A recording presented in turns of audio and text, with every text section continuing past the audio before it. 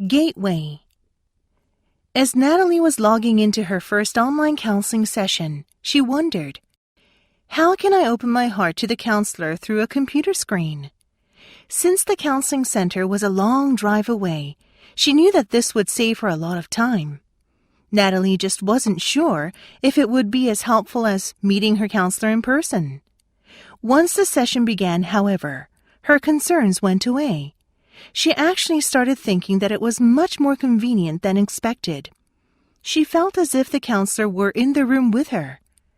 As the session closed, she told him with a smile, "I'll definitely see you online again." Exercise 1.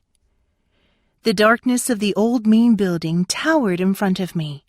Nothing moved, but I could feel eyes watching. "Hello?"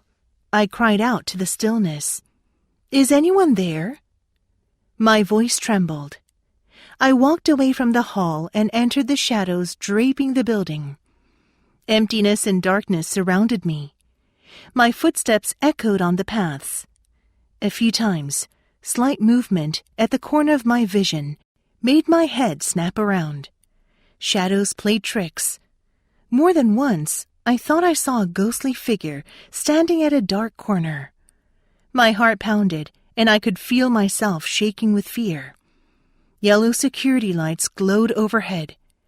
As I made my way to the stairs leading to the basement, the sense of being watched grew stronger. I knew something was down there. A dreadful feeling of horror crept over my heart, and I could feel a cold sweat coming on. I watched for shifting shapes within the shadows, but couldn't see anything. Exercise 2.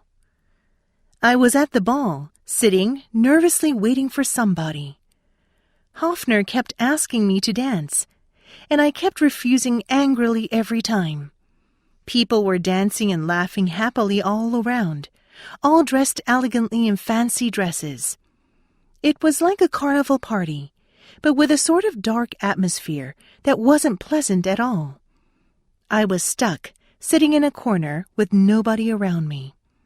I felt uncomfortable, wanting to be somewhere else. My anxiety kept growing and growing, when suddenly the man that I was longing for appeared. It was the farmer I had crashed into in the village. Feeling overjoyed, I felt as though everything around me had suddenly disappeared. He walked triumphantly towards me, bowed, and asked me for a dance. Exercise 3. It was morning as I stepped out into the fresh air onto the porch, yawning sleepily. The smell of fresh dew filled my nose as well as another scent, similar to vanilla, yet much more sweet, which came from the grass. Water dripped from the leaves above, falling on my head and refreshing my body and senses.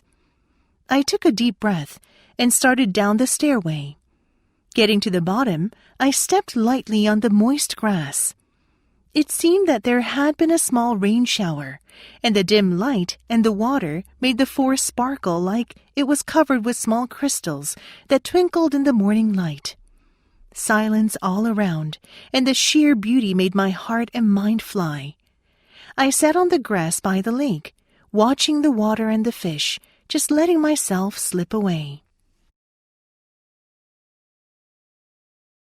Exercise 4. My first audition experience started with my first exposure to a cattle room, a place where all auditioners are sent to warm up together. As I warmed up for my audition in a large room with at least a dozen other piccoloists, I ran through the excerpt from the Semiramide overture. This excerpt was not difficult for me, nor did I feel threatened by any of the players in the room.